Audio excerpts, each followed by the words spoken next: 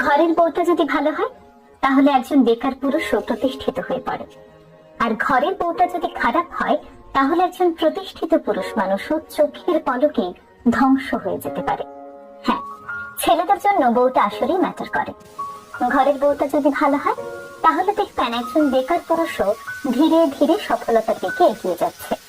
কারণ একজন জীবন সঙ্গিনী শুধুমাত্র পাশেই থাকে না, বরং তার অদৃশ্য শক্তি দিয়ে স্বামীর সকল হতাশাগুলো দূর করে তাকে সফলতার দিকে নিয়ে যায়।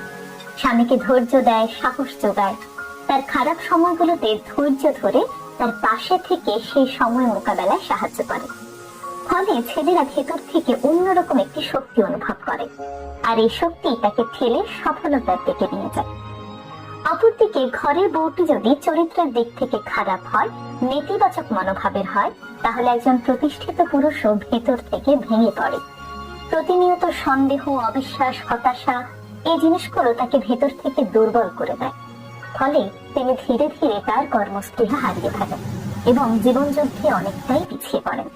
তাই ছেলেদের জীবনে স্ত্রী আসলেই ম্যাটার করে, কারণ স্ত্রী শুধু একজন সঙ্গী নন, তার চলার পথে সাহসের উৎস কিংবা ধ্বংসের কারণ। একটি সম্পর্কের সৌন্দর্য তখনই ফুটে ওঠে যখন একজন আরেকজনের শক্তি হন। তাই বিয়ে শুধুমাত্র সামাজিক দায়িত্ব নয়, বিয়ে জীবনের সবচেয়ে গুরুত্বপূর্ণ সিদ্ধান্ত।